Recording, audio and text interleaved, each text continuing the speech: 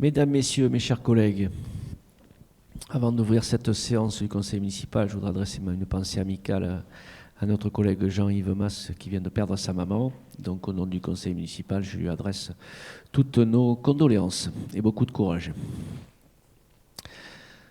Un volontaire ou une volontaire pour être secrétaire de séance, s'il vous plaît. Sylvie Lavergne. Merci Sylvie. Nous allons démarrer avec une approbation du procès verbal du 5 juillet 2021. Je n'ai pas reçu de commentaires à ce jour, pas de commentaires aujourd'hui. Donc je considère que ce procès verbal est approuvé. Je vous remercie. Je vais énoncer les procurations. Madame Escola à Monsieur Morisset, Madame Chêne-Ribéraud à Monsieur Perrondet, Madame Leblanc à Madame Crombé, Monsieur Willem à Monsieur Cazenave et Madame Marza à Madame Fritsch. Ah, et Monsieur Mas à Madame Lescombe. Nous attaquons ce conseil municipal. Si je retrouve ma petite note.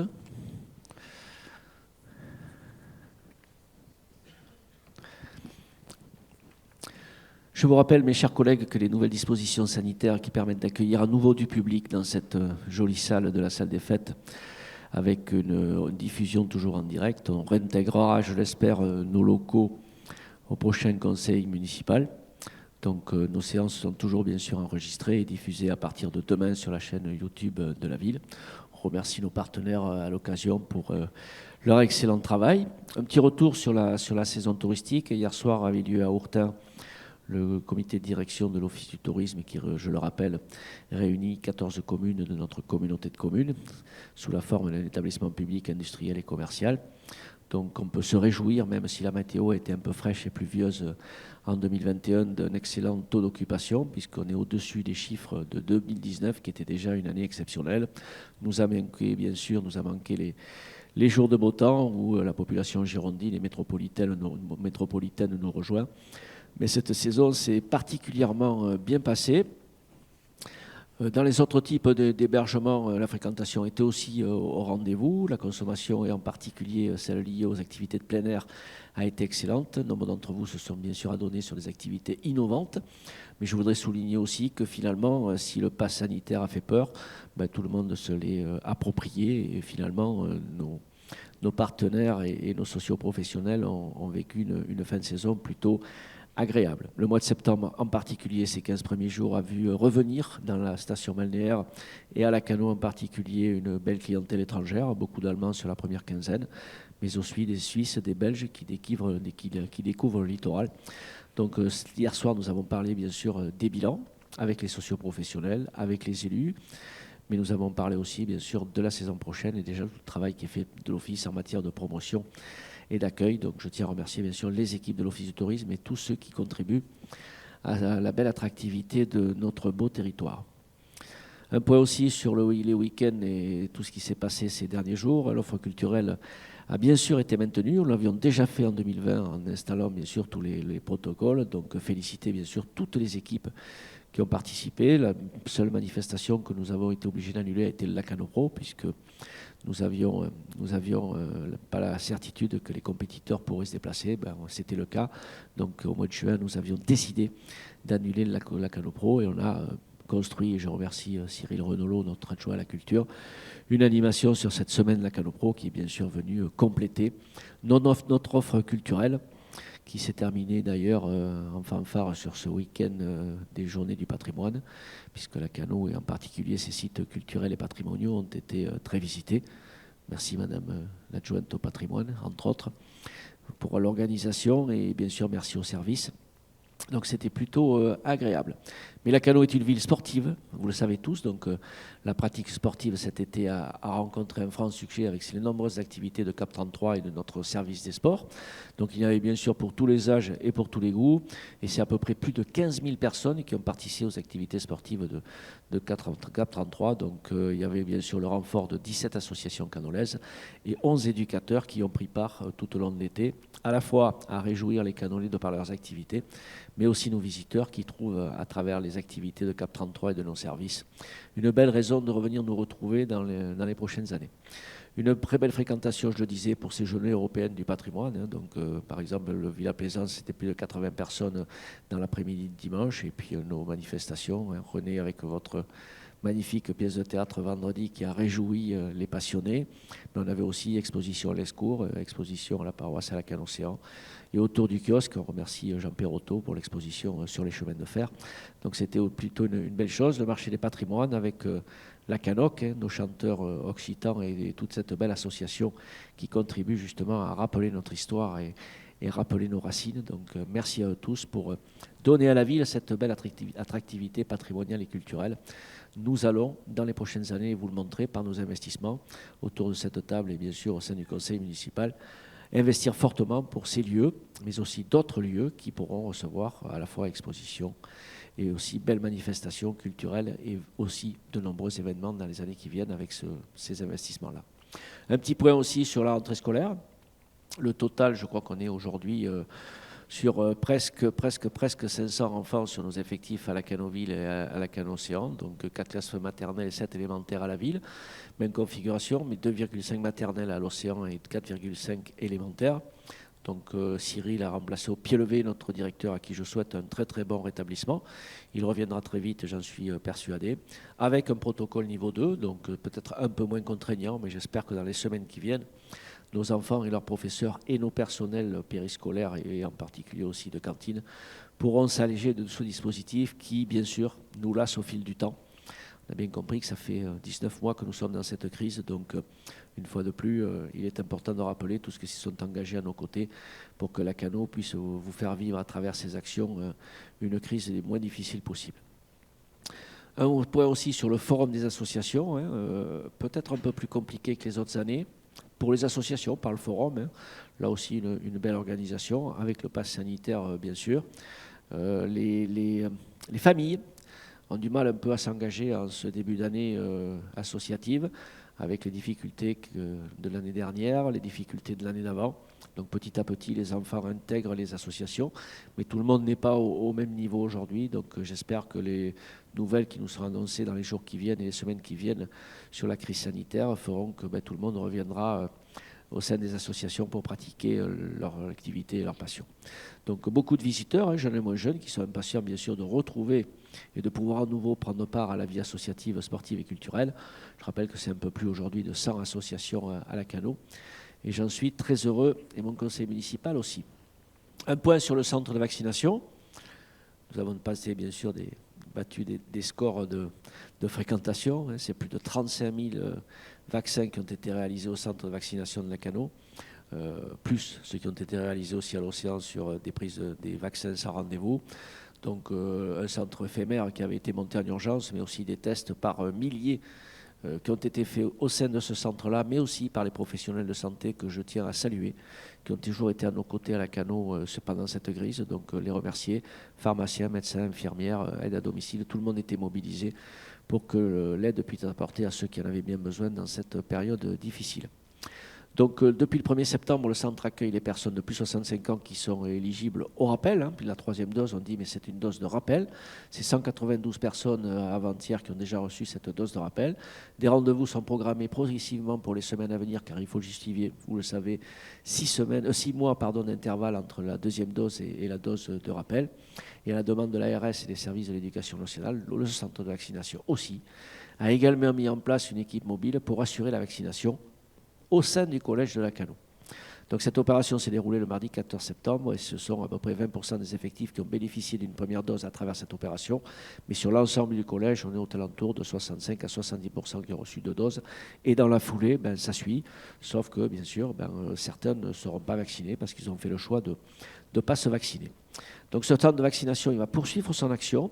Je vais annoncer derrière, dans un Facebook Live, que ce centre de vaccination irait jusqu'au 31 décembre. C'était la volonté de l'ARS. Aujourd'hui, les vaccinations ont considérablement freiné ces 3 dernières semaines. Donc ce sont les médecins qui vont prendre le relais. Je n'ai pas encore la date de fermeture, mais vous avez vu que les créneaux ouverts sont déjà beaucoup moins importants pour permettre de concentrer nos efforts sur ces créneaux-là pour répondre à la demande, pour permettre aussi à tous ceux qui participent au centre de vaccination de pouvoir souffler un peu.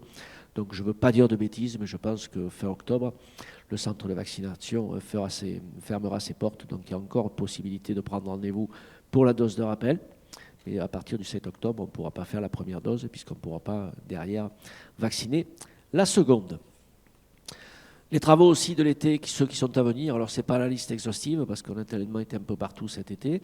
On n'a pas été trop pénalisé finalement par le manque de matériaux ou les entreprises qui finalement, dans cette période de crise, ont un peu du mal à réagir, mais on n'est pas trop mal quand même. Donc les services techniques, bien sûr, ont profité de cette saison estivale et de la période de fermeture à la ville, à l'océan, des écoles et de la crèche pour faire des travaux beaucoup plus conséquents. On a refait totalement la toiture du groupe maternel à la ville, avec des habillages de toiture en rampant. Des travaux de restauration des poutres aussi au COSEC de la ville, vous avez pu le voir en passant. Des travaux d'investigation structurelle et géotechnique sur les bâtiments de la mairie et de l'ancienne poste avant de lancer les opérations d'agrandissement de la mairie. La mise en œuvre d'un ensemble de climatisation au pôle de l'Aiguillonne pour le dispositif de vaccination à la demande de l'Agence régionale de santé. Ça a été aussi financé par l'Agence régionale de santé. Il faut le souligner et les remercier. Et nous allons aussi faire la réfection de la voirie et des trottoirs sur la rue du Gars, la réalisation d'un plateau ralentisseur, route de Brage, des travaux d'évacuation des pluviales du même carrefour, mais aussi beaucoup de travail sur l'assainissement, avec en particulier sur les collecteurs d'eau pluviale. On avait déjà fait beaucoup de choses sur la route du lac, sur Pêche-Lèbre, et on continue ces opérations qui permettront justement au réseau de pluviales et au réseau d'assainissement de ne pas recevoir les eaux pluviales. Lancement aussi d'un nouveau service de délivrance des passeports et des cartes d'identité, à peine ouvert, c'est déjà un grand succès.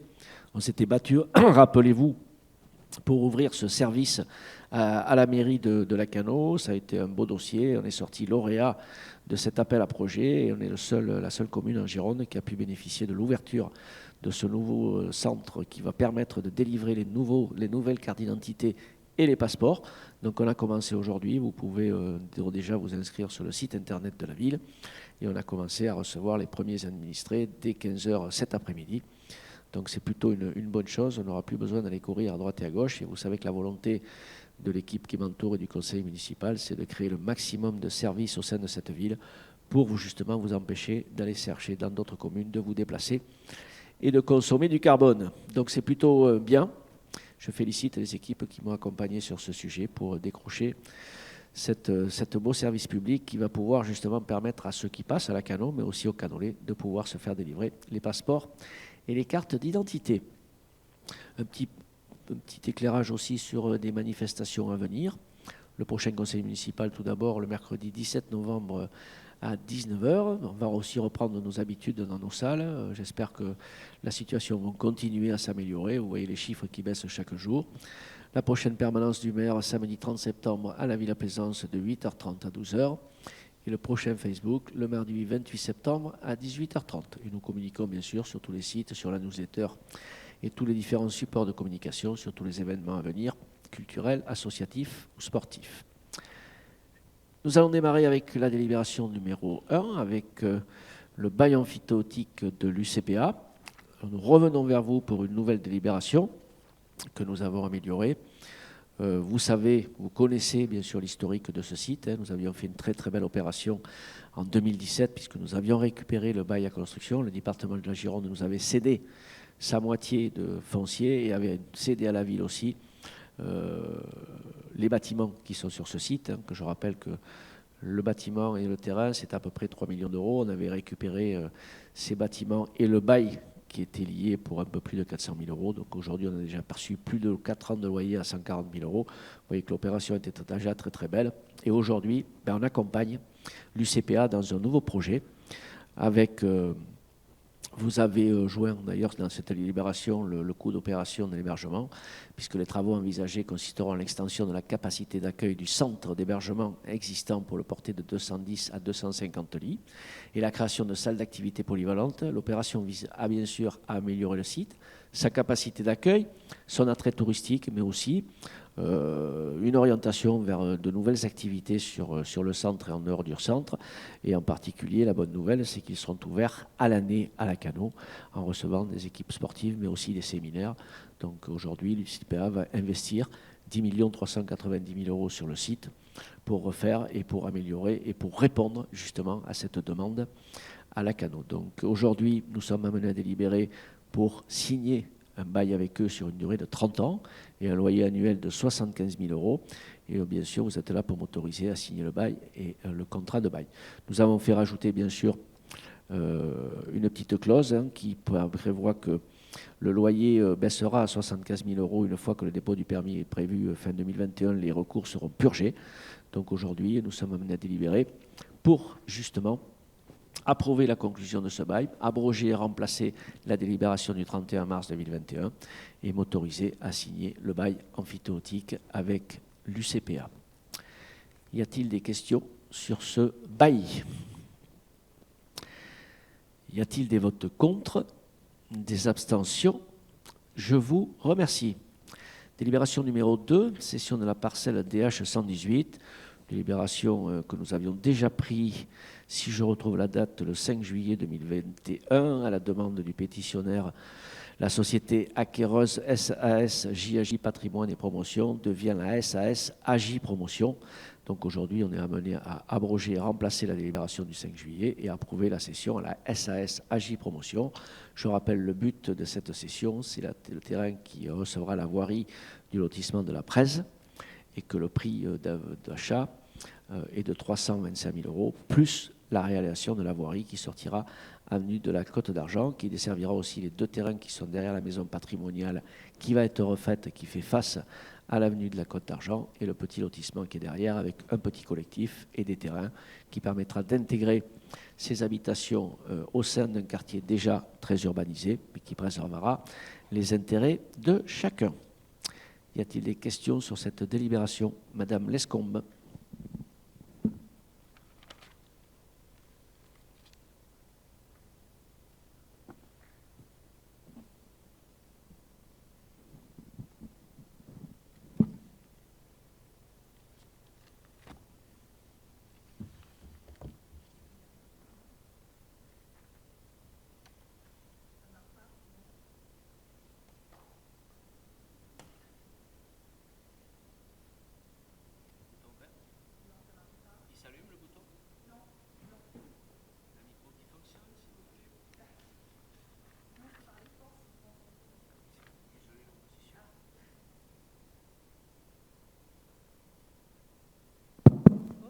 Merci. Désolée, moi et la technique, ça fait 2.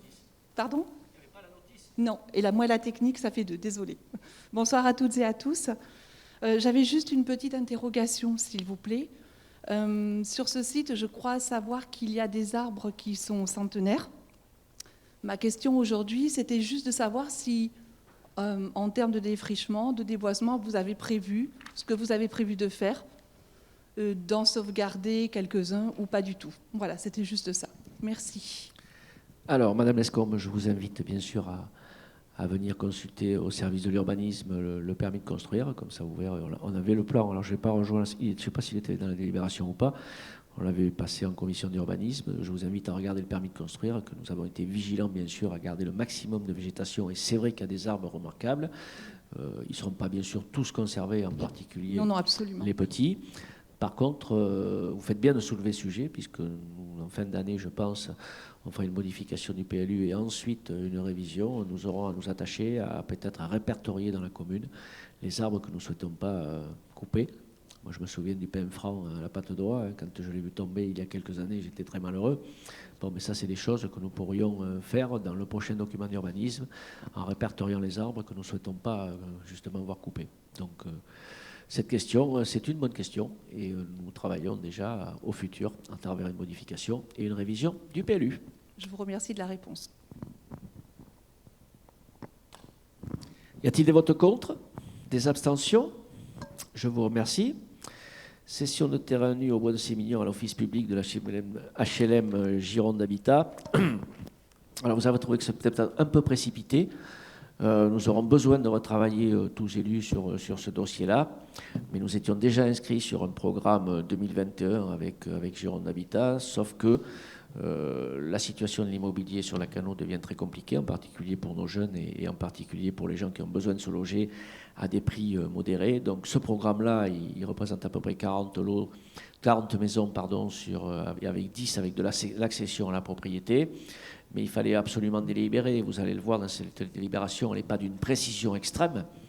C'est que pour justement engager l'opération au niveau du département, mais aussi de l'Office public de l'habitat, Gironde Habitat, on a besoin de cette délibération qui va nous faire gagner 6 mois. Donc on aura sûrement besoin, en début d'année, de redélibérer sur ces terrains-là pour préciser la délibération exactement, avec préciser la nature exacte du programme. Mais sans cette délibération, le bailleur social ne pouvait pas avancer. Donc la délibération, elle précise les 4 emprises avec une option sur la 4e. Ça fait environ 480 000 euros de vente de terrain avec un objet social. L'accession à la propriété, on l'a déjà éprouvé sur le site en centre-ville.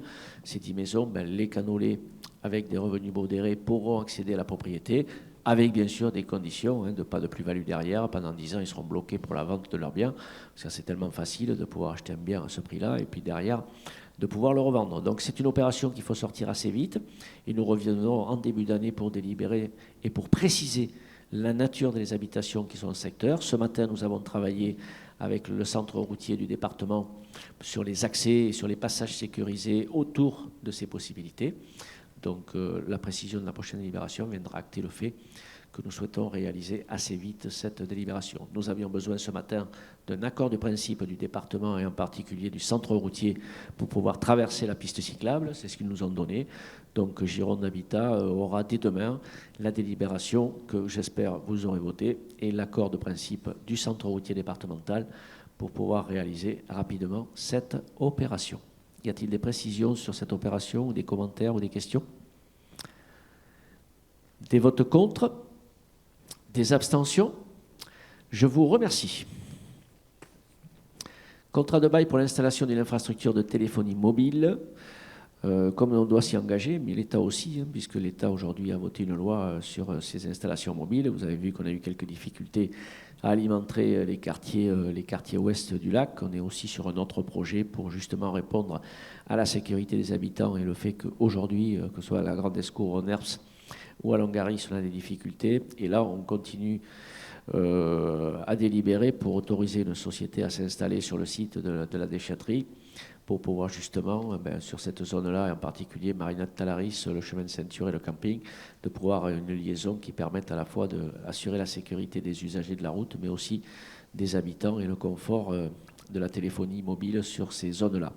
Donc nous avons un pylône, alors il y a les pour et il y a les contre, mais enfin je préfère un pylône arbre que les pylônes métalliques que l'on voit par exemple autour du stade, quand même plus élégant, même si la couleur du vert à Lacanau Océan fait que c'est vrai que il y a beaucoup plus dans ce secteur, le vert est très foncé, donc on travaille aussi sur ces nuances de couleurs qui pouvaient apporter à ces pylônes arbres une autre. Mais en fait, c'est quand même plus joli un pylône arbre qu'un pylône métallique qui dépasse de 40 mètres de la forêt. Donc aujourd'hui, on travaille avec la société Toeo. Alors si on souhaite un pylône arbre, bien sûr, ça coûte plus cher. Donc le loyer est un peu moins important sur une durée de 20 ans, mais nous verserons sur un terrain qui appartient à la commune la somme de 2 500 € par an pour une durée de 20 ans pour sécuriser tout le quartier autour de Talaris. Donc je vous demande de m'autoriser à signer ce contrat de bail. Y a-t-il des questions sur ce pylône? Y a-t-il des votes contre? Des abstentions? Je vous remercie. Délibération numéro 5, autorisation de signer un contrat de cession de droit d'occupation de 6 places de stationnement avec la SCCV Lacanau-Baudou. C'est le bâtiment. Alors, vous avez dû voir le panneau, puisqu'ils l'ont implanté très très vite. Apparemment, les sous-seins et les contrats de vente sont tous passés. Donc, c'est une réalisation qui va sortir de terre en face du parking Carnot, à la place de l'ancienne pizzeria. Alors, ça y est, j'ai mangé le nom. Beach Burger, et après, c'était chez le restaurant de chez Beach Burger, Beach Rock Burger. Donc, ça a été acheté par une société SCCV Lacanau-Baudou que nous connaissons bien puisque c'est le groupe Ideal Group. Donc aujourd'hui, le permis de construire génère un besoin de place de 22 places et nous proposons aujourd'hui de louer des places à la société SCCV Lacanau-Baudou pour un prix de 15 000 € sur 15 ans. 6 places de stationnement sur le parking Pasteur, qui est juste à proximité, à côté du score de la future réalisation. Y a-t-il des commentaires ou des questions? Madame Crombé.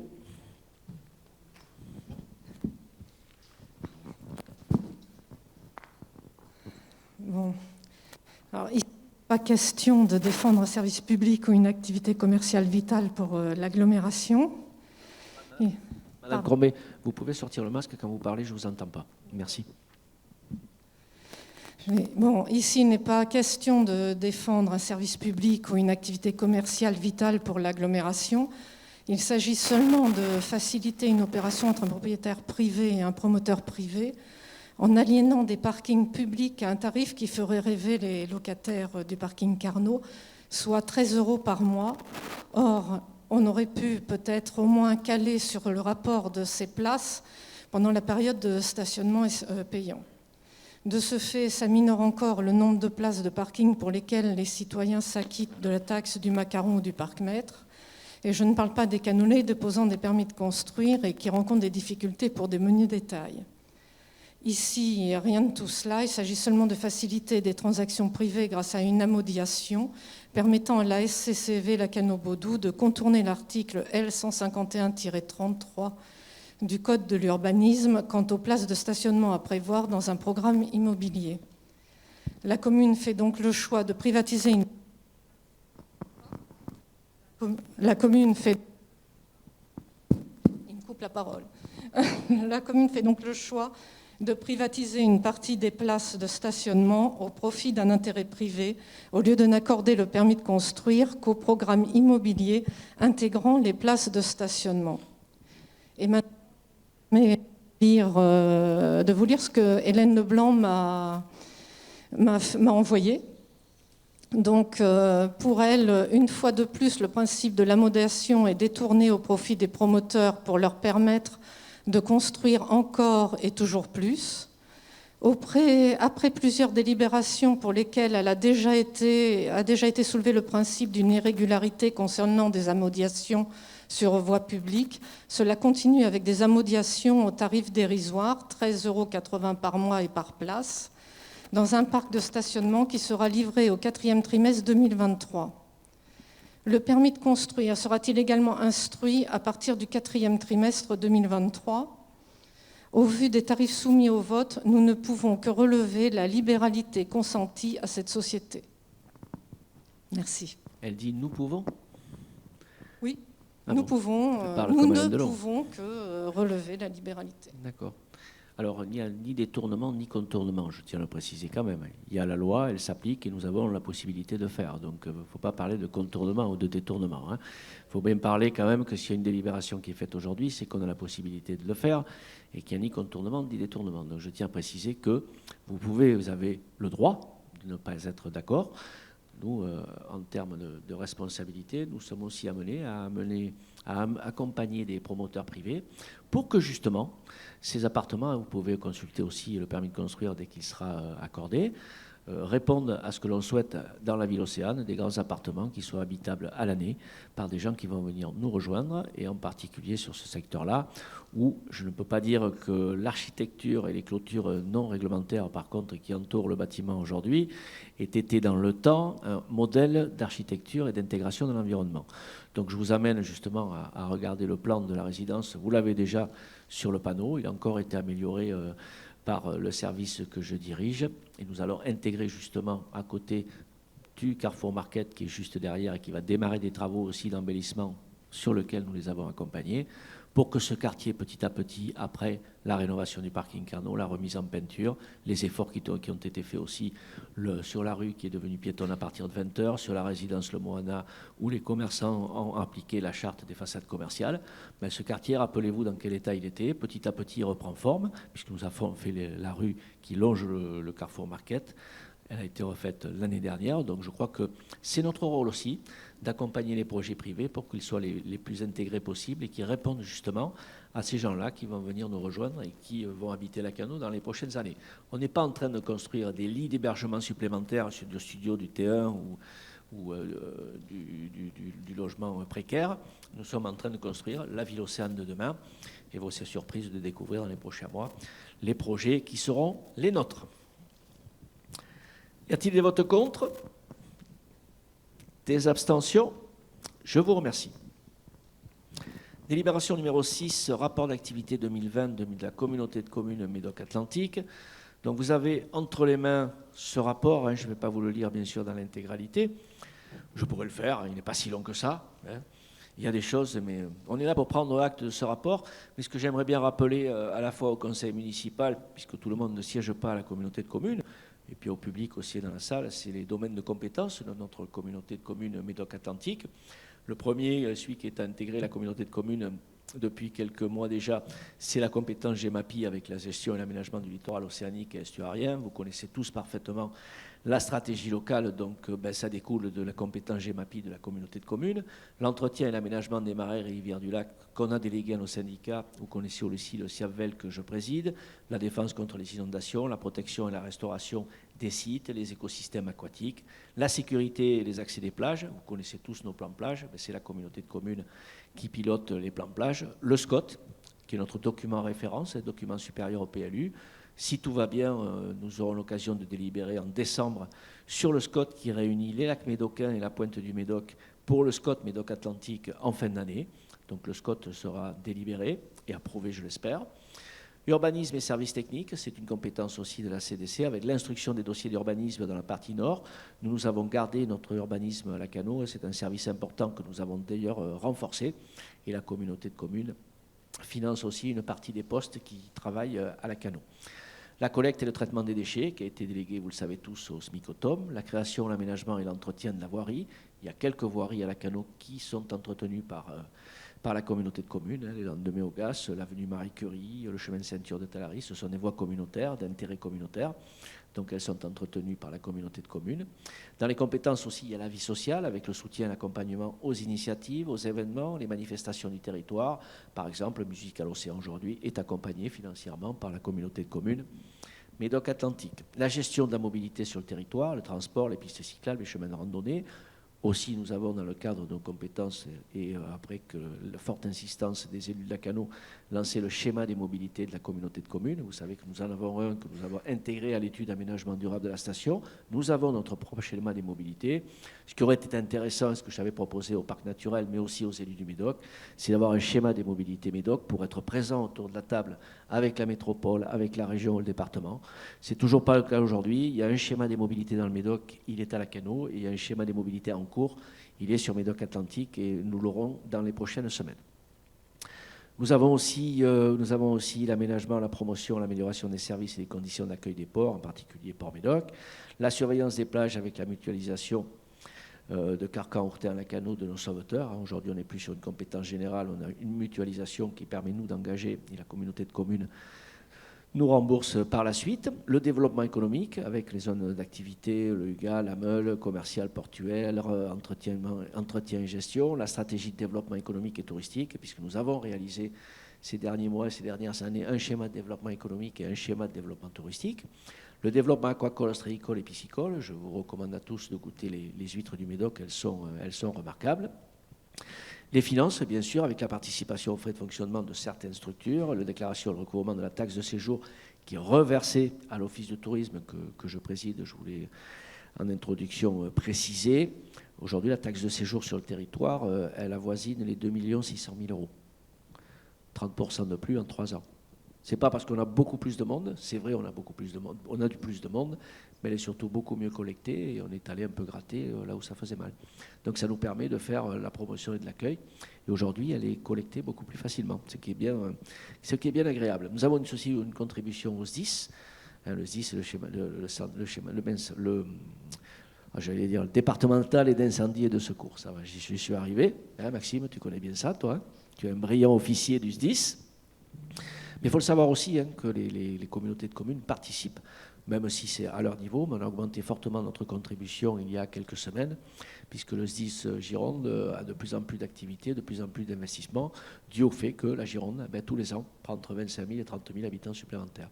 Donc la métropole a fait un gros effort, le département a fait un effort, et les communautés de communes ont ajouté au pot pour que le SDIS puisse continuer à fonctionner, mais déjà on sait que fin 2021, il ne sera pas suffisant l'effort que nous avons fait. Nous devrons réfléchir justement à un fonctionnement du SDIS peut-être amélioré.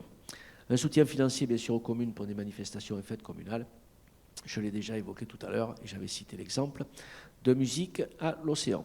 Les recettes à peu près de fonctionnement, je ne vais pas vous faire une leçon de budget sur la communauté de communes, c'est 17 millions d'euros. Donc c'est plutôt un joli budget et une épargne, n'est-ce pas Adrien, qui est conséquente puisque peu d'investissements ont été engagés ces derniers mois, en partie aussi à cause de la crise, mais aussi par finalement de nouvelles élections qui sont arrivées il y a 1 an et demi et de nouvelles équipes qui se sont mises en place.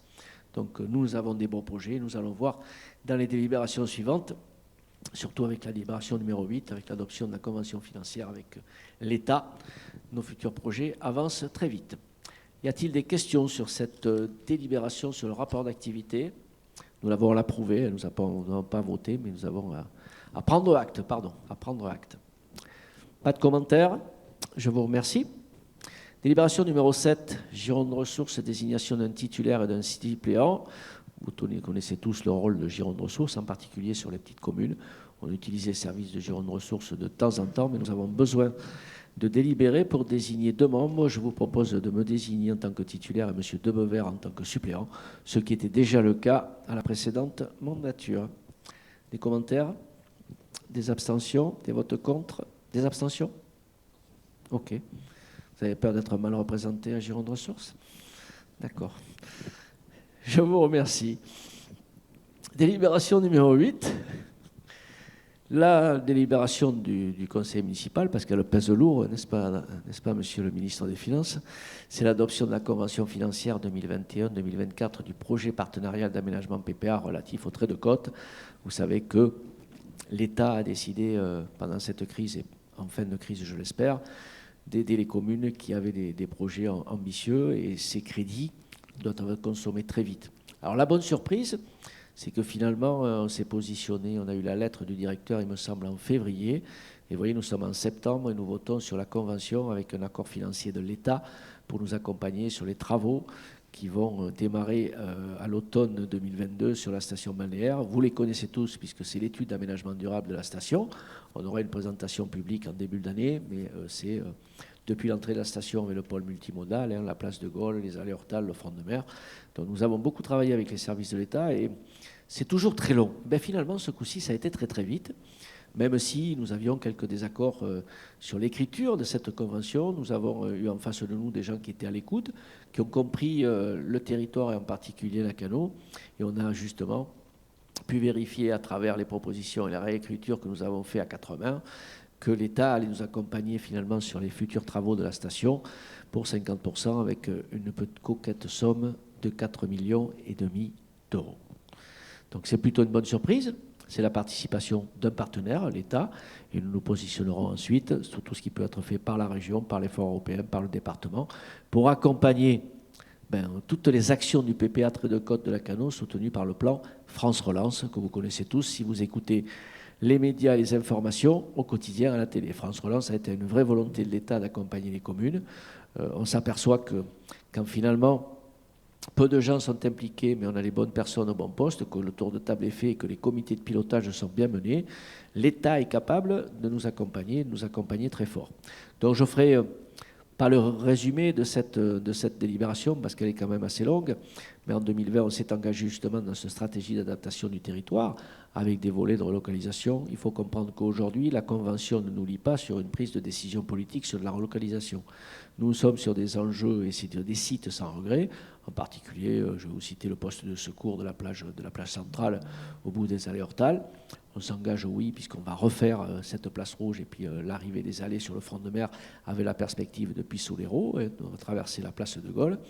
Mais on ne s'est pas engagé à relocaliser la station. Vous ne trouverez à aucun moment dans la Convention une décision des élus sur de la relocalisation. Je tiens à le dire parce que ça a été une discussion avec les représentants du ministère, parce que c'est le ministère de l'Environnement qui se déplaçait, mais aussi les services locaux des DTM Gironde.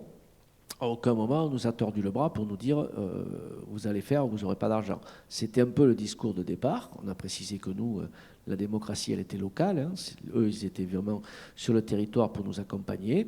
Et on a eu une entente qui nous a permis justement d'obtenir de l'État cette enveloppe de 4,5 millions d'euros qui va nous permettre de financer au moins la moitié des travaux, uniquement sur l'engagement de l'État. Donc, à travers ce projet qui est signé pour 8 ans, nous devons consommer ces crédits-là sur 3 exercices. Le plan de relance, si on consomme, fin 2024, on doit avoir consommé cet argent. Dès la signature de la convention, c'est-à-dire fin octobre, avec la préfète de la région Nouvelle-Aquitaine, nous faisons un appel de fonds, 30% de la somme nous est versée avant la fin de l'année pour amorcer la pompe et pour démarrer tout ce qui va nous lier à Phytolab, qui est notre groupe d'intervenants, architectes, urbanistes, environnementaux, qui nous accompagnent dans cette belle mission. Les travaux sont commencés, les premières réunions techniques auront lieu la semaine prochaine avec les services.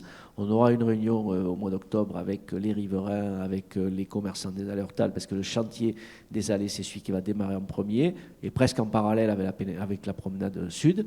Et ensuite, nous reviendrons vers la population. Mais en 6 mois, nous avons fait très vite, et c'était vraiment compliqué de mêler à ces négociations la concertation. Donc aujourd'hui, la concertation elle a été faite sur l'aménagement durable de la station. Vous connaissez notre partenaire aujourd'hui, c'est le GIP Littoral, qui est le bras armé de la région Nouvelle-Aquitaine en matière d'aménagement du littoral et de surveillance du littoral.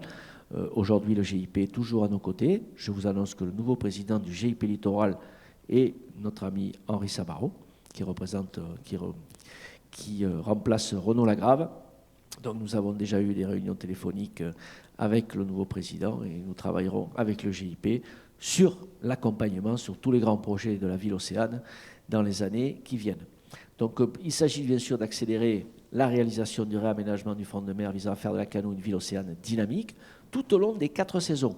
Vous verrez qu'il y a des projets qui vous seront présentés en début d'année qui vont dans le sens. Aujourd'hui, on a beaucoup de demandes et vous le savez, on a fait campagne dessus sur le tourisme d'affaires, le tourisme d'entreprise. Des projets sont en train de sortir des têtes des architectes et de nos partenaires pour que justement on puisse répondre à cette demande, pour que la ville Océane vive tout au long de l'année et d'expérimenter justement cette opération, des actions de relocalisation d'activités et de biens publics. J'ai parlé du poste de secours, les parkings aussi disparaîtront d'ici quelques années, la maison de la glisse, mais sur ce périmètre-là, on va aller très fort pour rendre justement au public, aux piétons, aux mobilités douces, une grande esplanade du front de mer qui permettra justement d'être apaisé.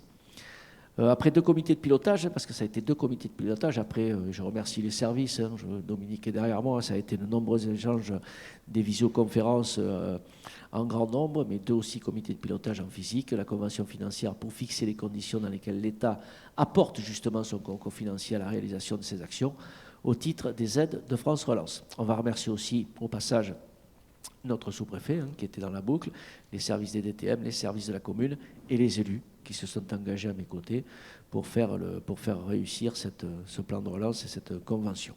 Donc les actions, vous les avez là, conception de l'avant-projet du réaménagement du front de mer, la réalisation et le suivi des travaux des Allées Hortales, la réalisation et le suivi de la promenade sud, les études pour la relocalisation de la maison de la glisse et du poste de secours, la conception du pôle d'échange multimodal à l'entrée de la ville. Bon voilà, c'est la liste est longue. Aujourd'hui, certaines parties sont figées et on va accélérer, d'autres sont en l'étude et on discutera et on débattra. Mais il est temps de démarrer si on veut consommer ces crédits avant 2024 avec un premier versement en fin d'année. Donc cette délibération me permet d'adopter la convention financière avec l'État, autoriser le maire à signer cette convention et les actes, et d'autoriser aussi le maire à déposer les demandes de subvention auprès des différents partenaires et à signer des documents différents, parce qu'à partir du moment où on a signé les conventions, on va solliciter financièrement les autres partenaires pour l'accompagnement financier. Y a-t-il des questions sur ce PPA et sur cette convention de financement ? Non ? Il n'y a pas de parking là, ça ne vous intéresse pas ? Bon. Ah, il vaut mieux passer 15 000 € que 4,5 millions ou 9. Y a-t-il des votes contre ? Des abstentions ? Je vous remercie. On peut penser qu'une bonne chose est faite. Il reste encore beaucoup de travail. Délibération numéro 9, budget forêt. Monsieur Adrien Tebevert. Oui, bonsoir à toutes et à tous. Bonsoir aussi à ceux qui nous regarderont en différé par écran interposé. donc effectivement quelques délibérations financières ce soir. Les premières sont de petite ampleur, mais elles sont assez classiques pour des fins d'exercice comptable. La première concerne le budget forêt, et il s'agit en l'occurrence d'une modification de l'affectation du résultat, où une petite erreur de calcul s'était glissée lors du vote de la délibération d'origine il y a quelques conseils. Et c'est une bonne nouvelle en plus, donc tant mieux, puisque le résultat à reporter sur l'année 2021 n'est pas de 1 705 € comme cela a été indiqué, mais de 11 037 €. Donc voilà, une bonne nouvelle qu'on acte, et qu'on verra tout à l'heure que ça va être utile en plus sur le budget forêt, n'est-ce pas Alexia ?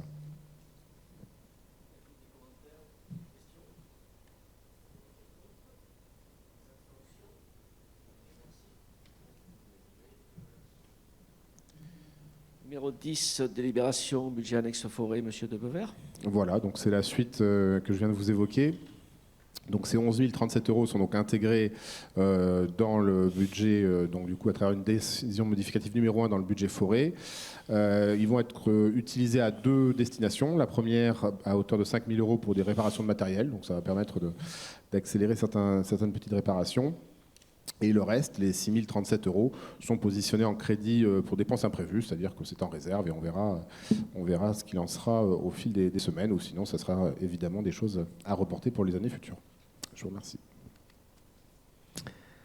Des questions? Des votes contre? Des abstentions? Merci. Budget annexe aux décisions modificatives numéro 1. Oui, donc là c'est une petite décision modificative également. Elle concerne en fait la volonté de mener une mission d'étude sur les contrats de délégation d'eau à hauteur de 6 000 €. Donc comme ça n'avait pas forcément été provisionné lors du budget primitif, on propose donc de la positionner maintenant. Il y a également une deuxième petit ajustement qui concerne des dotations aux amortissements à hauteur de 211 €. Donc ces 6 211 € sont financés en allant chercher la section du virement à la section d'investissement, puisqu'on a un peu de marge de manœuvre là-dessus. Donc c'est comme ça qu'on finance ce petit rajout.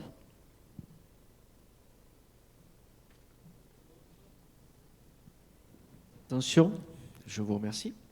Délibération numéro 12, budget annexe assainissement, DM numéro 2. Voilà, ben là c'est à peu près la même chose, puisque là aussi on mène une étude sur les contrats, toujours pour le même prix, 6 000 €. Et cette fois-ci, on la finance en allant chercher sur un compte assez technique la dotation aux dépréciations des actifs circulants, où là aussi on a de la marge de manœuvre. Des votes contre? Des abstentions? Merci. Délibération numéro 13, création d'autorisation de programme et des crédits de paiement, Monsieur de Bever. Donc là, on est sur une délibération qui, elle, est nettement plus importante, surtout sur les montants qu'elle porte. Vous le savez, maintenant, on est entré dans des logiques pour les investissements de grande ampleur, qui s'étalent souvent sur plusieurs années, sur ce qu'on appelle les APCP, c'est-à-dire les autorisations de programme et les crédits de paiement.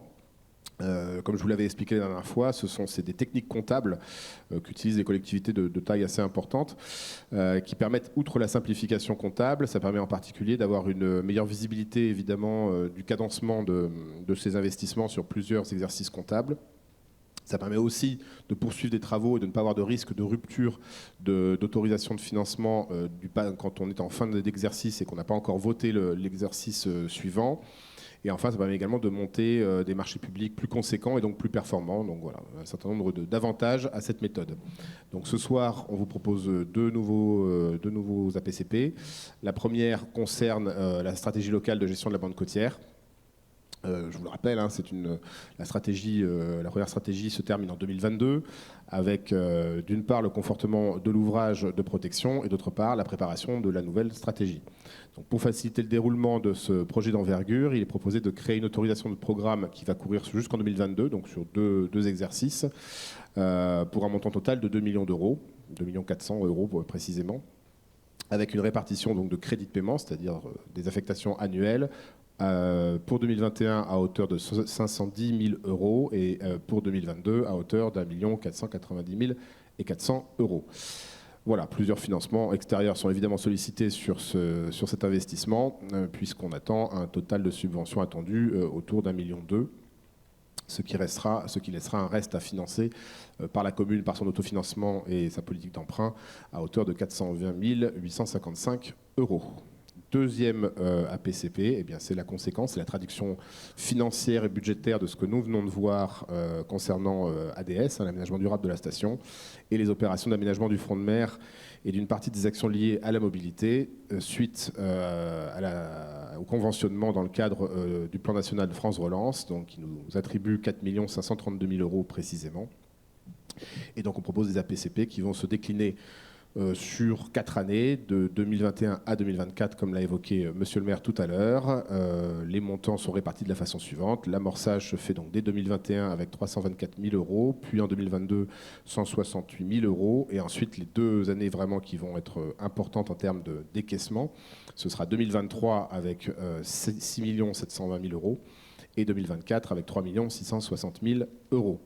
Tout ça, je le rappelle, sur un programme qui fera comme appel à d'autres financeurs aussi et qui devrait nous amener à un subventionnement à hauteur de 80%, ce qui est tout à fait considérable pour un projet de cette ampleur, soit un total de subventions autour de 7,3 millions pour la commune. Voilà, je vous remercie. Merci, Monsieur de Bever. Ces APCP, ces autorisations de programme, ça a le mérite de rendre nos budgets beaucoup plus clairs, beaucoup plus sincères, et nous d'être beaucoup plus souples aussi pour avancer dans nos réalisations, puisque le déclenchement de ces sommes sur une même année ne nous aurait pas permis justement de pouvoir gérer sur les 3 ou 4 premières années. Ça aurait été beaucoup plus compliqué. Y a-t-il des questions ou des précisions sur ces APCP, ces autorisations de programme? Non? Des votes contre? Des abstentions? Merci. Délibération numéro 14, taux d'exonération de la taxe foncière accordée pour 2 ans aux constructions neuves. Monsieur de Bever. Oui, alors ça c'est une délibération assez technique. Alors je vais essayer d'être clair en sachant que c'est jamais très simple en matière fiscale. Pour faire un petit retour sur contexte, vous le savez, historiquement, au niveau communal, nous percevions une part de la taxe foncière, l'autre partie était perçue par le département, et nous percevions une part de la taxe d'habitation. Vous le savez, la taxe d'habitation est en voie de disparition. Alors à la Cano, pas complètement, puisqu'on le sait, il y a l'exception de la taxe d'habitation pour les résidences secondaires, qui est une réalité non négligeable ici. Mais pour ce qui est de la taxe d'habitation sur les résidences principales, elle disparaîtra complètement, y compris, vous vous souvenez, pour le petit segment des 20% de ménages les plus aisés qui étaient encore soumis à cette taxe, ça va également disparaître. Je crois le premier tiers, c'est cette année, et dans 2 ans, c'est terminé. Évidemment, c'est une décision d'État qui a un impact sur nos finances. Donc, heureusement, j'ai envie de dire, l'État a prévu une solution pour compenser évidemment la perte pour les communes, qui a fini par s'arrêter par le principe de récupérer la part de la taxe foncière que percevait le département. Alors évidemment, ça crée des situations variables. Pour certaines communes, c'est favorable, pour d'autres, c'est défavorable. Évidemment, dans ces cas-là, l'État a mis en place une mécanique qui fait que les communes qui se retrouvées avantagées reverseront le surplus et ça alimentera un fonds qui évidemment ira vers les communes les moins avantagées. Pour information, puisque malheureusement comptablement ça n'aura pas d'impact, la Cano aurait été une commune potentiellement avantagée par ce changement. C'est-à-dire qu'en gros, la part foncière que percevait le département est plus importante que notre taxe d'habitation historique que nous percevions. Bon, voilà. Mais encore une fois, on va être bloqué, entre guillemets, sur le niveau que nous avions de taxe d'habitation historique. Ça ne veut pas dire, évidemment, et ça sera une des choses qu'il faudra surveiller dans les années à venir, qu'on perd la dynamique de la taxe foncière, c'est-à-dire que les nouvelles constructions, par exemple, ont vocation évidemment à augmenter l'assiette de nos futures taxes. Alors, concernant plus spécifiquement la taxe foncière, elle est soumise à ce qu'on appelle des exonérations, avec des taux d'exonération historiques, c'est des dispositifs très anciens. Or, il se trouve que le département et les communes ne fonctionnaient pas tout à fait de la même manière par rapport à ça. Historiquement, le département exonérait ainsi totalement de taxes foncières sur sa partie toutes les nouvelles constructions neuves pendant 2 ans. Dans le même temps, les communes pouvaient également exonérer complètement pendant 2 ans les locaux d'habitation, mais elles avaient le choix également de le supprimer par délibération. Et il se trouve qu'à la Cano, le conseil municipal, il y a maintenant fort longtemps, ça date du 29 juin 1992, avait acté le fait que les constructions neuves seraient assujetties dès le début à la taxe foncière, à une exception près, et qui compte, à savoir les logements neufs financés par des prêts aidés de l'État, c'est-à-dire évidemment des ménages ou des personnes qui étaient forcément dans des situations un peu plus compliquées. Donc c'est une mesure sociale, hein, très clairement. Tout ça est remis à zéro par le changement et par la disparition de la taxe d'habitation. Et la loi nous offre maintenant les possibilités suivantes. Vous allez le voir, les marges de manœuvre ne sont pas immenses. Tout d'abord, il y a une distinction qui est faite sur les taxes sur les locaux professionnels, qui, eux, quoi qu'il arrive, sont soumis à 40% d'exonération de taxes foncières durant les 2 premières années. Et là, on n'a pas de marge de manœuvre, donc, si ce n'est l'acté. Pour ce qui est des locaux d'habitation, là, la loi nous part d'un principe de 100% d'exonération pour les locaux d'usage d'habitation, mais là, il est laissé une liberté, comme dans le passé, à la collectivité de délibérer sur éventuellement une réduction de cette exonération, mais avec un minimum de 40%. C'est-à-dire qu'on ne peut pas aller à 0% d'exonération, comme c'était le cas à la Cano depuis 1992. Et on a aussi la possibilité de faire une distinction quand c'est des locaux d'habitation financés par des prêts aidés par l'État. Et donc voilà, toujours pour des durées de 2 ans. Donc ce que l'on vous propose ce soir, c'est de se rapprocher finalement de la situation qu'on connaissait nous, pour ne pas trop chambouler finalement une situation qui était acceptée et qui était en même temps assez juste, puisqu'il y avait une volonté aussi d'aider ceux qui en avaient le plus besoin.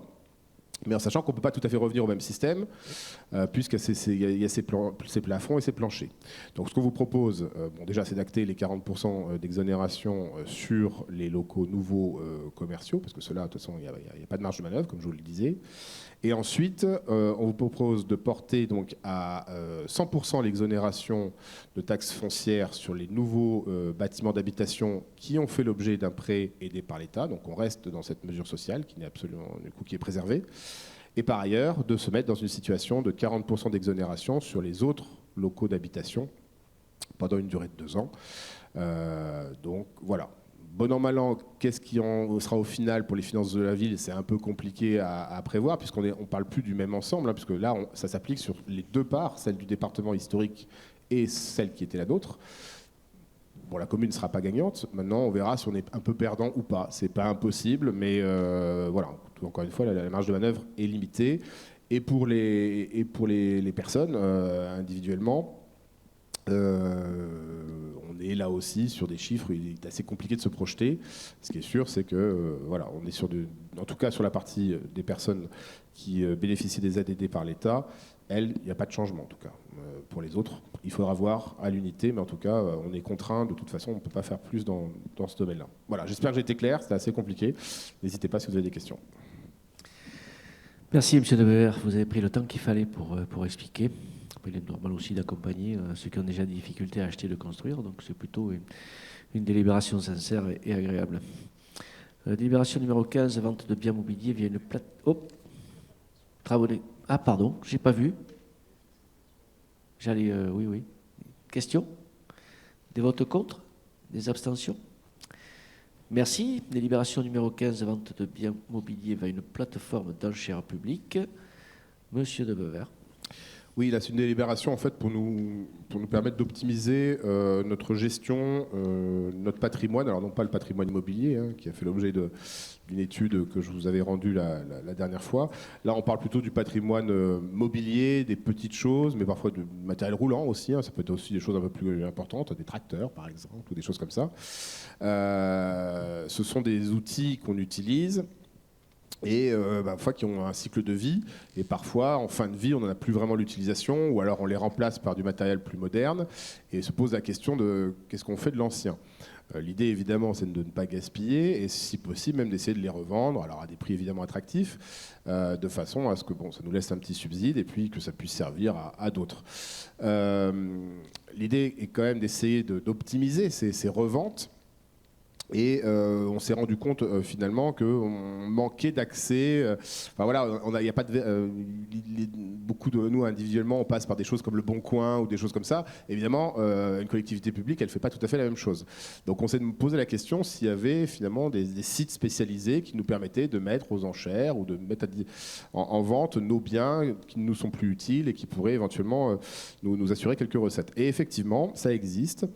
C'est la fameuse plateforme donc Internet qui fait l'objet de cette délibération de vente aux enchères publiques qui s'appelle Web Enchères. Donc cette délibération vous propose d'adhérer à cette plateforme Internet de façon à ce qu'à l'avenir, on puisse positionner sur cette plateforme eh bien, ma foi, les biens et les choses que l'on souhaite vendre parce qu'on n'en a plus l'utilité, de façon à optimiser nos recettes en retour. Voilà, je vous remercie.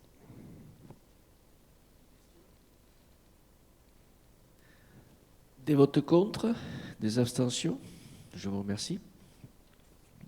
Délibération numéro 16, adoption de la convention de partenariat et de financement avec l'Université de Bordeaux. Monsieur Cazenave.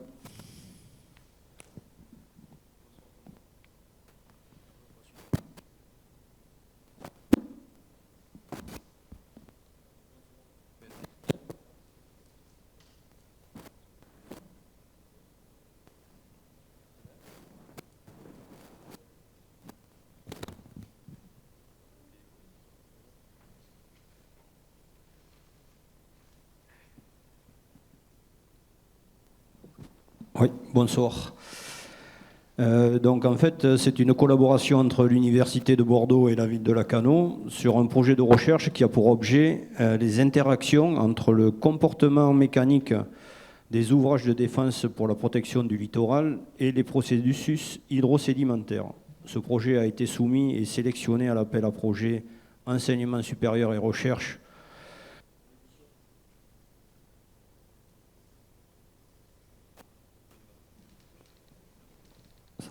Voilà. Je n'ai pas appuyé sur le bouton, mais qui a pour l'édition 2021 de la région Nouvelle-Aquitaine. Ce projet est aussi soutenu par la communauté de communes des Grands Lacs, donc c'est la partie Biscarrosse.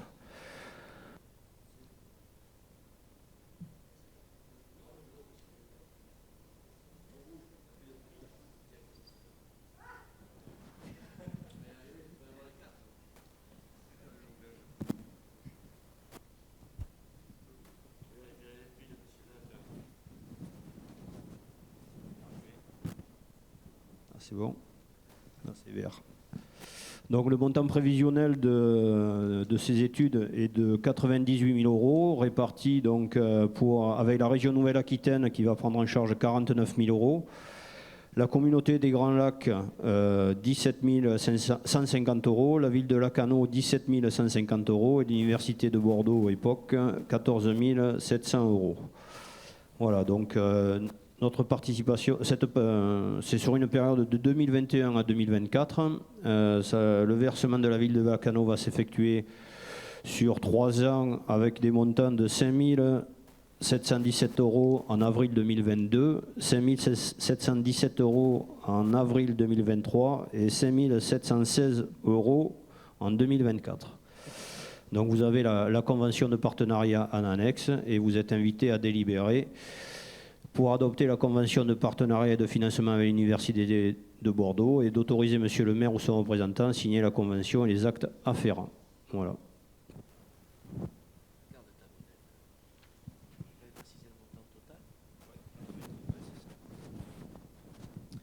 Y a-t-il des questions sur cette convention et sur cette délibération?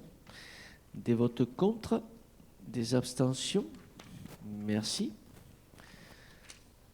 Je vais mettre la délibération 17, la délibération 18, la délibération 19 de côté, parce que M. Boisson ne va pas tarder à rentrer dans la salle, il ne va pas tarder à sortir de sa voiture, puisqu'il débauche. Et nous allons passer à la délibération numéro 20, M. Morisset, avec la modification des statuts du SDEG.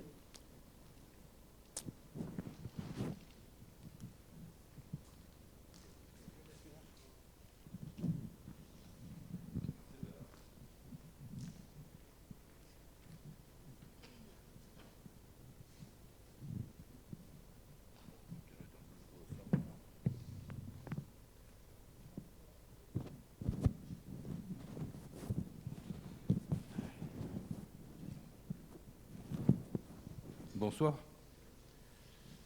Alors, depuis sa création en novembre 1937, le SDEG exerce un certain nombre de compétences et définit dans ses statuts l'autorité organisatrice de distribution d'électricité, de distribution du gaz, l'éclairage public, les achats d'énergie, de gaz et d'électricité, les énergies renouvelables, les bornes de recharge de véhicules électriques, les autorisations du droit du sol et la défense extérieure contre l'incendie.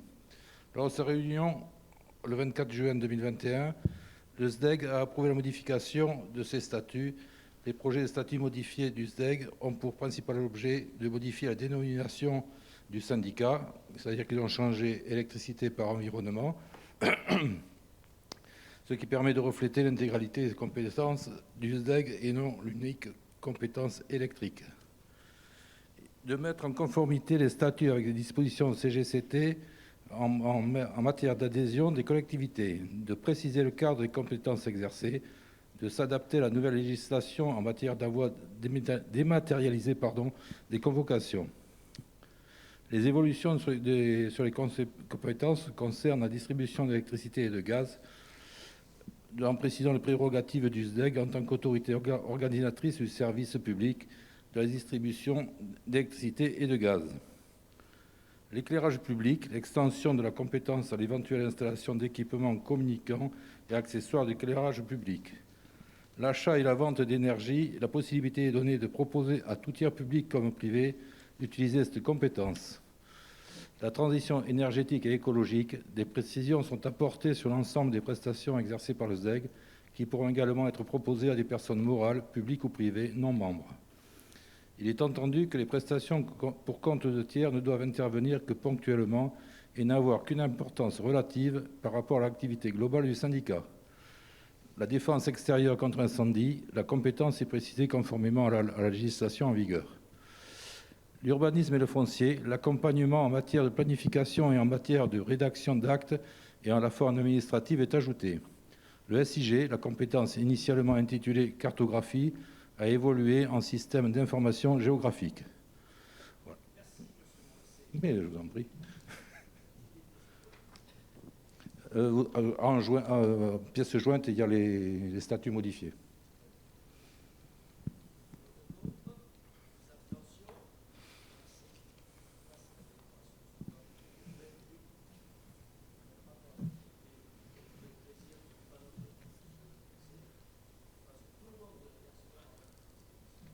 A lu le rapport, je pense que tout le monde l'a fait, oui. Oui, c'est très intéressant.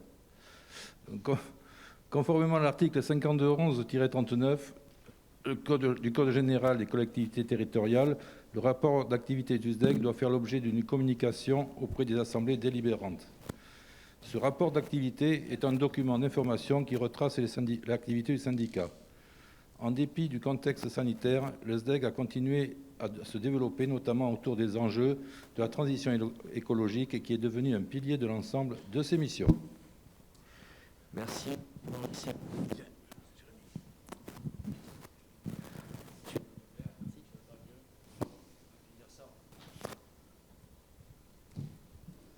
questions? Des votes contre? Des abstentions? Merci. Et là, le timing est parfait. Comme d'hab. Salut le futur papa. Ah, tu nous l'as dit, mais là on peut se cacher. Bienvenue, Jérémy Boisson. Quand tu attaques, quand tu en mets.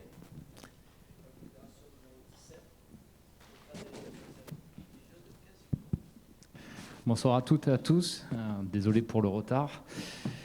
Alors, la ville de Lacanau a concédé à la SAS Casino de Lacanau l'exploitation de son casino par contrat signé le 9 mars 2011 pour une durée de 12 ans, à compter du 1er mai 2011 jusqu'au 30 avril 2023. La crise sanitaire liée à la Covid-19 s'est avérée d'une telle ampleur qu'elle a conduit l'État, afin de contenir l'épidémie, à prendre des mesures encore jamais vues pour un événement de cette nature, et notamment ordonner la fermeture des établissements dits non indispensables à la vie de la nation. Les casinos n'ont donc pu ouvrir à nouveau qu'à compter du 2 juin 2020, avec une mise en œuvre des restrictions en termes de capacité d'accueil, permettant de respecter les règles de distanciation physique. Le retour de l'épidémie a contraint le casino à vivre une nouvelle période de fermeture entre octobre 2020 et mai 2021. Ces événements ont conduit à d'importantes pertes financières pour le casino de Lacanau. Pour l'exercice 2020, clôturé au 31 octobre, la société a subi 81 jours de fermeture totale et une perte de produits bruts des jeux de l'ordre de 535 000 €, correspondant à 13% de son chiffre d'affaires par rapport à l'exercice 2019. Pour l'exercice en cours 2021, il a été constaté 181 jours de fermeture, une perte de produits bruts des jeux estimée à 1 172 000 €, correspondant à 1 078 000 € de chiffre d'affaires pour l'ensemble de ces activités. Par courrier en date du 14 mai 2021, le casino de Lacanau a demandé à pouvoir bénéficier d'une prolongation d'1 an de la convention de délégation de service public des jeux de casino qui arrive à son terme, donc comme on l'a dit précédemment, au 30 avril 2023. Ceci permettant de lisser et limiter les pertes sur la durée restante de la concession. Au regard de la jurisprudence, dont je vous fais grâce des détails que vous pouvez retrouver évidemment dans la présente délibération, et vu le caractère imprévu des événements précités, caractère important justement pour la jurisprudence, une augmentation de la durée de la concession d'1 an apparaît justifiée. Il convient donc de conclure un avenant pour proroger d'1 an à la concession, laquelle s'achèvera donc le 30 avril 2024. Vu le code de la commande publique, vu la convention de délégation de service public du casino, considérant l'avis de la commission de concession du 2 septembre 2021, ainsi que l'avis de la commission des finances, marchés publics et ressources humaines du 15 septembre 2021, le conseil municipal de la commune de Lacanau est invité à délibérer pour approuver le projet de modification en cours d'exécution numéro 3 à la convention de délégation de service public des jeux de casino avec la SAS Casino de Lacanau en date du 8 mars 2011, que vous trouverez annexée à la présente délibération, et autoriser Monsieur le maire à signer cette modification avec la SAS Casino de Lacanau. Merci Monsieur Boisson. Alors bien sûr, il y a un impact aussi derrière sur les recettes communales, puisque vous savez qu'on perçoit un pourcentage sur le produit des jeux. Donc quand on fait plus d'1 million d'euros de chiffre d'affaires, qu'on a fermé la moitié de l'année, 180 jours de fermeture en 2021, vous doutez bien que ça va être compliqué pour eux, même si c'est un établissement qui est plutôt très bien tenu et que l'entreprise et la société qui le dirige a quelques solidités.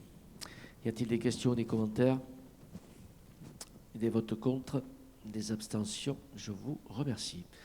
Délibération numéro 18, rapport sur le prix et la qualité du service de l'eau potable. Monsieur Jérémy Boisson. Alors un petit rappel qui va être bon pour les 2 délibérations qui viennent. Donc les rapports sur le prix et la qualité du service, que ce soit pour l'eau potable ou l'assainissement, ont pour objectif de rendre compte aux usagers du prix et de la qualité du service rendu pour l'année écoulée. Donc là, en l'occurrence pour l'année 2020, de répondre à une exigence de transparence interne, mais également à une exigence de transparence à l'usager, lequel peut consulter les différents rapports après délibération évidemment à tout moment, et de faire état des indicateurs techniques et financiers qui sont regroupés suivant 5 thèmes: la caractérisation technique du service, la tarification et la recette du service, les indicateurs de performance, le financement des investissements et les actions de solidarité. Donc, je vais revenir très très rapidement parce qu'en fait en juillet on avait déjà fait un point d'avancement, enfin un point d'état sur les différentes délégations, pas que l'eau et l'assainissement d'ailleurs. Donc il y avait beaucoup de détails et je vous renvoie au compte rendu d'ailleurs du conseil municipal de juillet. Vous avez aussi tous les détails. Mais pour passer très rapidement, donc par exemple sur les volumes produits, on a un peu plus d'1 million de mètres cubes depuis 2016, la tendance est à la hausse en lien avec une fréquentation forte de la station et à l'effet de l'augmentation de la population. Un nombre d'abonnés qui a augmenté cette année, plus 81 abonnés, donc on est à 6490. Et depuis 2017, la ville compte 487 abonnés supplémentaires. Le prix de l'eau au 1er janvier 2021 qui est à 1,60 € TTC du mètre carré, soit une augmentation de 0,60 mètre cube, pardon, mètre carré, au mètre cube, soit une augmentation de 0,64 centimes d'euros le mètre cube. Les recettes de l'exploitant sont stables, de la commune en baisse. C'était toujours en lien avec un ajustement qui avait été réalisé sur les parts variables en 2019. La qualité de l'eau est excellente, pas de non-conformité, selon le bilan de l'ARS 2020.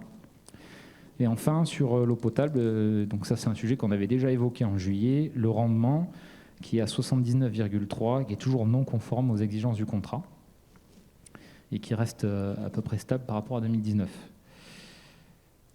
Voilà, on avait aussi soulevé le fait que sur cet exercice, il y avait eu 28 casses de conduite ou fuites sur branchement qui ont été signalées ou détectées. Il y en avait 57 en 2019 en comparaison. Et à titre indicatif, à fin juillet 2021, nous étions déjà au nombre de 20 fuites. Alors, également, nous l'avions évoqué lors du conseil de début juillet, nous avons sollicité un audit suite à une deuxième année consécutive de niveau de performance du rendement du réseau inférieur au niveau demandé au contrat. Ce dernier a débuté en septembre, pour information, avec notre assistant collectivité conseil, et un premier rendu est attendu aux alentours de la première quinzaine d'octobre. Voilà. Et dernier chiffre concernant les investissements, depuis 2014, nous étions sur une moyenne d'investissement réalisée par la commune, évidemment, sur les renouvellements, de 310 000 euros par an. Et avec le nouveau PPI qu'on a évoqué quand on a évoqué aussi le débat d'orientation budgétaire, sur 2021-2026, il y aura une moyenne de 471 000 euros par an d'investissement pour le renouvellement du réseau d'eau potable.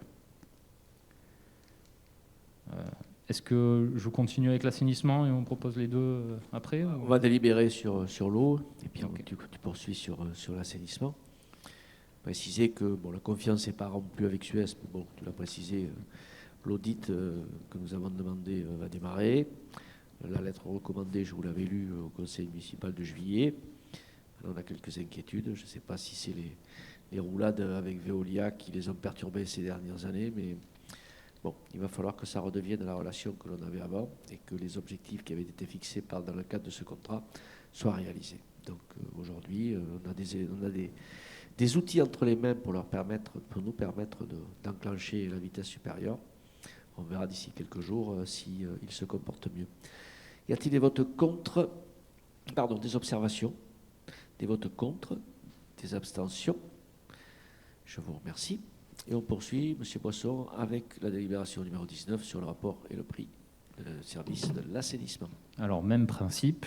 Là aussi, je ne vais pas réitérer ce que veut dire le rapport sur la qualité du prix et du service. La qualité du service, du prix et de la qualité du service.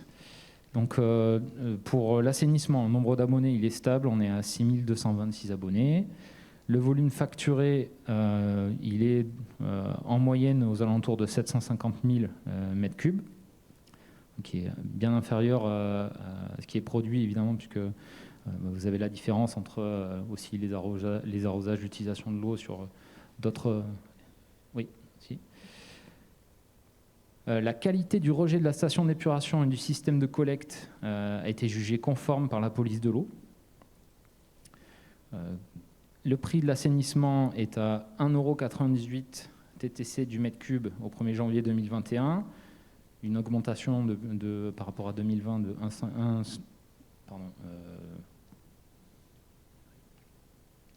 1 centime d'euro au mètre cube.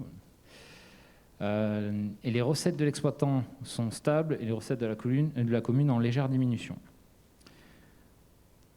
Concernant les investissements, de la même manière, depuis 2014, nous avions une moyenne d'investissement à 228 000 euros par an. Et sur le PPI 2021-2026, là par contre c'est très très fort puisqu'on va passer à 810 000 euros par an, notamment pour résoudre les problématiques